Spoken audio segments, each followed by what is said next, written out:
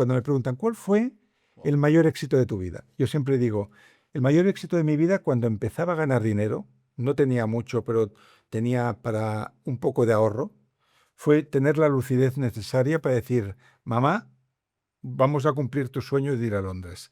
Mi madre era de una familia muy pobre, trabajó de modista toda su vida, desde los 8 años, y de hecho murió porque tenía, aquí está mi madre de muy jovencita cuando se casó. Qué guapos, ¿eh? Sí.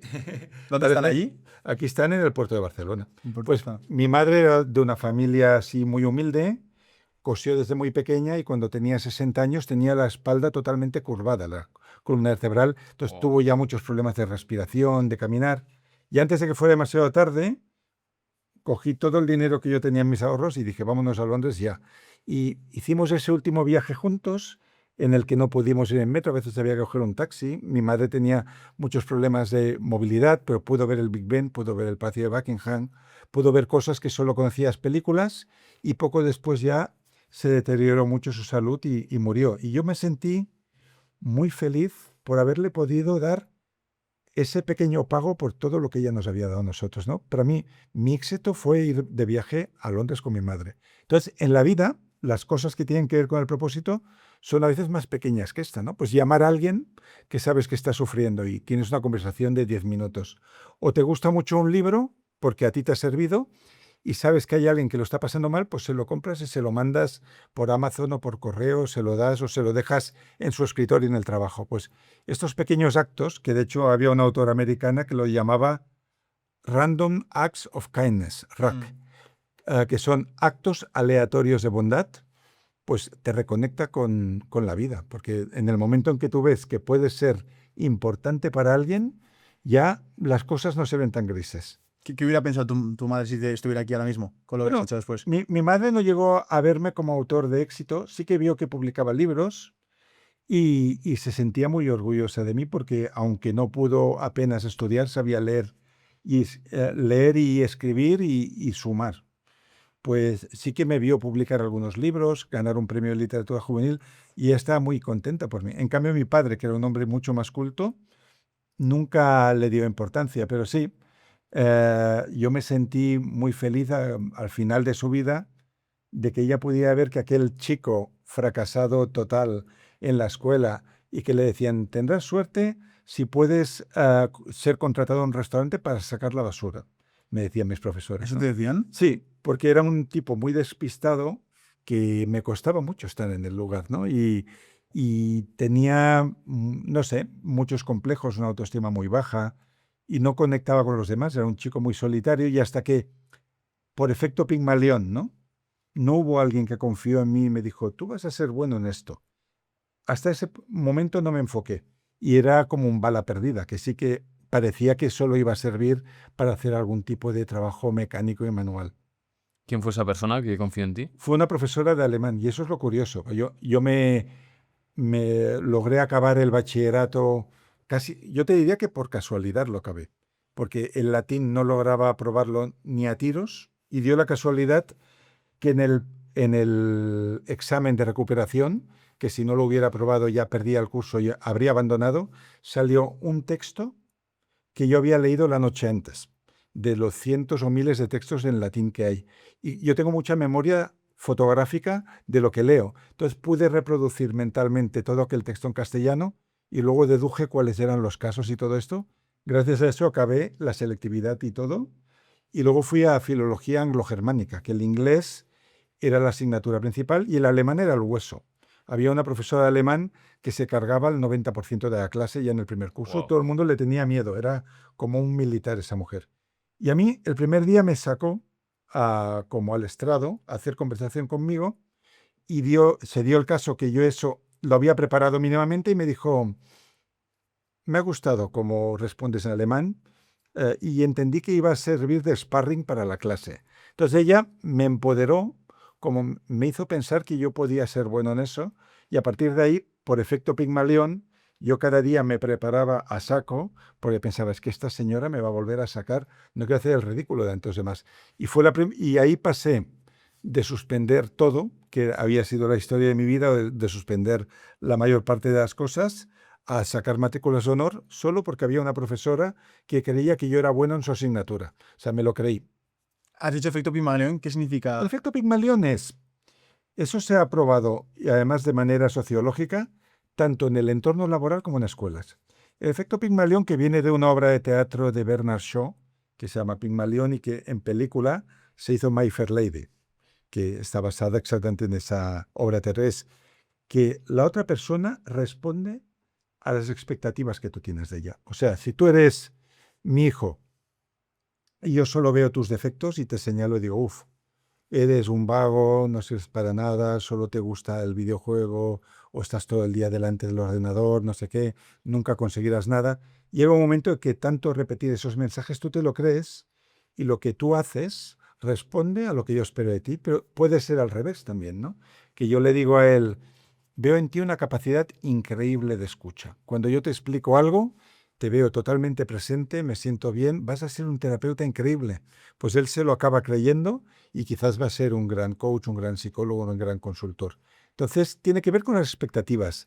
Y se han hecho experimentos, por ejemplo, en una escuela se dividió a un grupo de 80 alumnos en dos grupos, pero se dividió de manera random, sin saber si eran buenos o malos, y se engañó a los profesores de ese centro. Y les dijeron, el grupo A son la mayoría superdotados y están muy por encima de la media, tienen coeficientes intelectuales muy altos. Y el grupo B son normales o por debajo de la media. Y los profesores trataron a unos como si fueran genios, porque pensaban que habían pasado unos tests que en realidad no hicieron, y a los otros se los trató como alumnos vulgares y corrientes. Y al final del curso se vio que el grupo A, que habían sido considerados mejores, tuvo como 25 o 30% mejores resultados que los otros por el solo hecho que los profesores pensaban que eran buenos, ¿no? Y eso nos pasa en la vida Wow. continuamente. Se ha hecho también en el mundo de la empresa.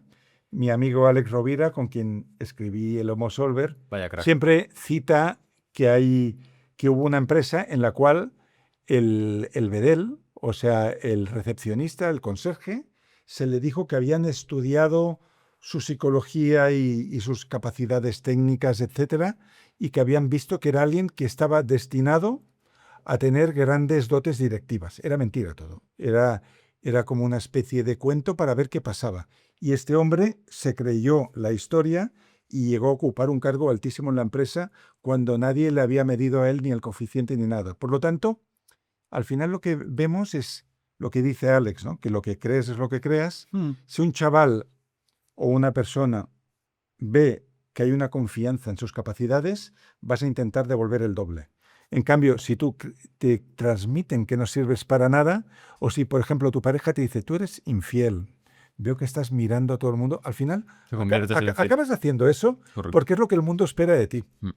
Es una buena noticia, pero también una mala noticia. Es decir, es bueno saber que si confían en ti vas a crecer mucho, pero claro, la gente que no han confiado en él o en ella dicen, joder, ¿y ahora qué puedo hacer yo? ¿Qué puedo hacer si no tengo autoconfianza? Ha de aparecer esa persona. Yo, por ejemplo, yo estuve siempre lastrado en mi adolescencia de que mi padre no creía en mí.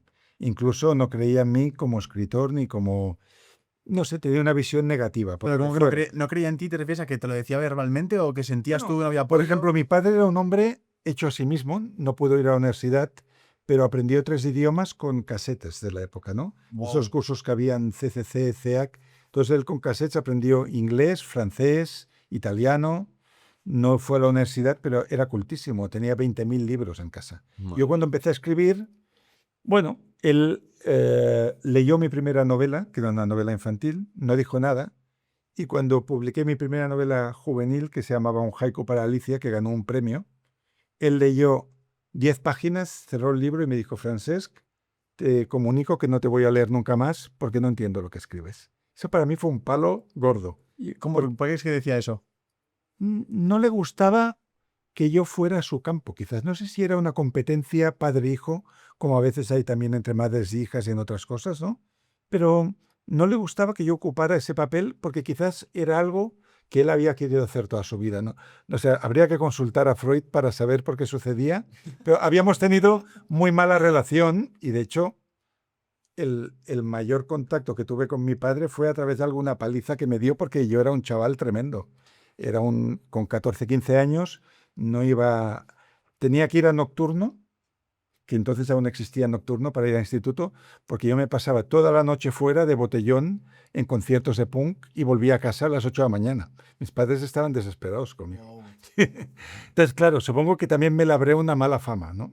Y mi padre estaba harto de mí. ¿Y cómo hiciste para que ese Francés que no confiaba a su padre en él, que le hacía sentir así, luego haya podido hacer, pues yo qué sé, como por ejemplo, una charla delante de tantas personas? Sí, eso me sorprende a mí mismo, ¿no? O sea, yo creo que es importante que en momentos clave de tu vida aparezcan personas que son como faros, ¿no? En la universidad tuvo aquella profesora, ¿no? Pero a veces puede ser un amigo que quizás tiene una pasión y te contagia parte de esa pasión. Viajar, ver mundo, ver que la vida no se termina en tu casa, Qué ni en bueno. las expectativas que tiene la gente de tu clase, sino que hay otra gente que te ve de otra forma. Y de hecho, yo antes de tener ningún Ikigai, el primer pre-Ikigai que tuve fue de viajero. Porque a mí lo que me gustaba, por ejemplo, recuerdo la primera vez que fui a París, con 17 años, que fui con el típico autobús de estudiantes, nos metieron en un albergue y ahí cada cual a vagar un invierno, ¿no? Y yo estaba un día mirando el Sena y pensé, aquí nadie te conoce, nadie sabe que eres un fracasado escolar, nadie sabe que ninguna chica te ha hecho nunca caso, nadie sabe que tu papá te detesta. Por lo tanto, te puedes inventar la vida que tú quieras, ¿no? Entonces, el viajar era como una manera de decir, empiezo de cero y voy a probar con este nuevo yo. Mm. Esto, por ejemplo, podría venirle bien a una persona que está viviendo una crisis o una persona que quiere sacar el máximo provecho. ¿Eso para quién? ¿Qué tipo de Mira, yo personas que creo puede que servir? viajar y conocer gente.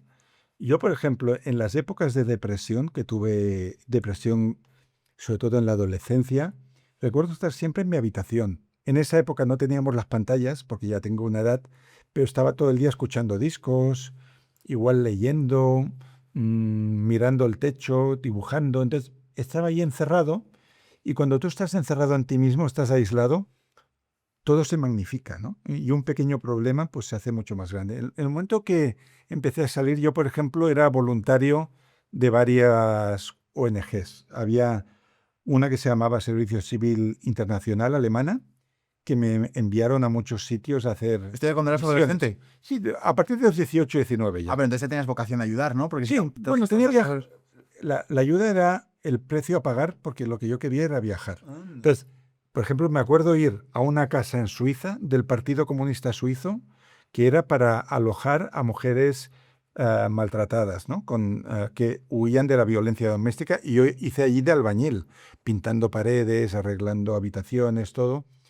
Quizás sí que tenía cierta voluntad de ayudar, pero me atraía a vivir en medio de la nieve en Suiza un invierno, porque eso se hizo un invierno, ¿no? Entonces, cuando sales, de repente, cosas que parecían muy grandes ves que son muy pequeñas y empiezan a llegarte otras pistas. Y de hecho, cualquier interacción que tú hagas, por ejemplo, siempre se cuenta que Steve Jobs iba mucho de oyente a clases diferentes, ¿no? Y ahí pues conocía gente, veía una clase de tipografía que luego años después utilizaría al diseñar el Macintosh. Pues a mí me sucedió lo mismo. Mi verdadera universidad fue los viajes, hablando con gente en los trenes, colaborando con personas con las que nunca habrías hablado, ¿no? Ves mundos muy distintos y entonces te das cuenta que la vida no termina allí donde tú pensabas. Que si en Barcelona no llegas a trabajar no sé dónde, pues que quizás se puedes ir a Australia o te vas a otro lado y empiezas de cero y te pones a vender salchichas, ¿no? O sea, se abre la mente y ves que el mundo está lleno de posibilidades en realidad. Hablas de esos faros, de esos igual amigos que te encuentras por el camino, pero claro, algo muy importante de tener nuevos amigos es hacerte amigo de ti mismo, como cuando buscas una novia y no te quieres Sí, a ti mismo. mira, el arte de hacer amigos es algo que yo descubrí tarde. Yo hasta los 14, 15 años tenía siempre un amigo o ninguno. Porque yo recuerdo que tenía un muy buen amigo, que sigue siéndolo, pero hubo una época en que me dijo, mira, este año nos vamos a ver poco porque prefiero estar leyendo que estar contigo. Que son de estas cosas que cuando te dicen no gustan, ¿no? Y ese año lo vi poco, igual pasaron 2 o 3 años.